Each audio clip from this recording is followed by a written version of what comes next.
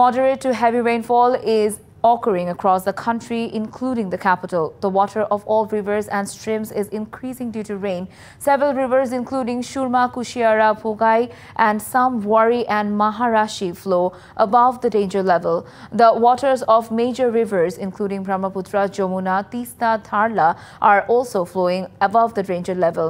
Meanwhile, the flood situation in Sylhet has worsened again. The low-lying areas are submerged in water again. In Chunamganj, water has started entering the lower areas near the hill. In Chennai Ghati, Upazila, the low-lying areas are flooded due to erosion of the raw dam of Maharashi River at some places. Today's HSC and equivalent examination have been postponed in 4 centers at Phulgazi and 2 centers at Parashuram in Feni due to floods. Meanwhile, hundreds of tourists have been stranded in Rangamati.